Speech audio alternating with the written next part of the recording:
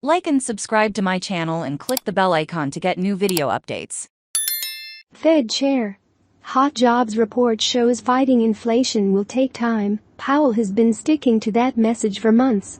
But his comments gained new weight after government data released last week showed the job market is still hot, emphasizing the Fed's fight to lower prices and tame inflation, which stems from rising wages and imbalances in the labor market. Employers added a whopping 517,000 new jobs in January, beating expectations and reversing the perception that the labor market is cooling. Shocking to observers, the fall unemployment rate to 3.4%, a low not seen since May 1969.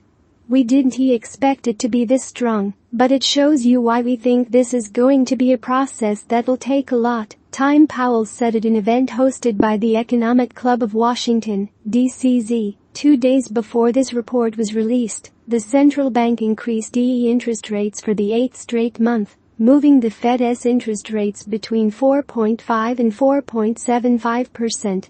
After last week's rate hike announcement, Powell said policymakers are planning a few more rate hikes to make the cost of borrowing high enough to slow the economy significantly, anywhere over 5% data dependent. And though the committee still had not seen enough to consider pausing after another hike in March, it recognized progress on disinflation. Krishna Guha, vice chairman of Evercore IC, wrote in an analyst note Tuesday morning.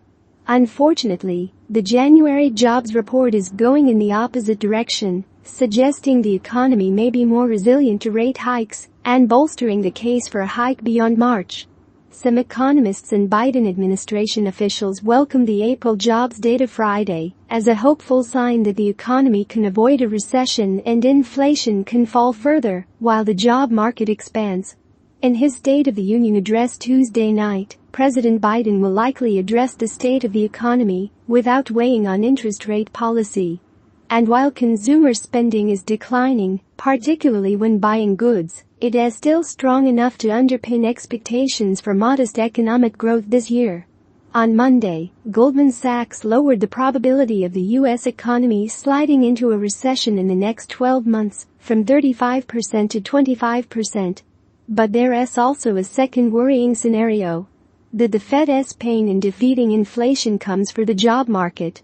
Inflation has fallen over the past 6 months, from a year-on-year peak of 9.1% in June to 6.5% in December. But that is largely due to improved supply chains, falling gas and energy prices, a cooling housing market and falling prices for consumer goods.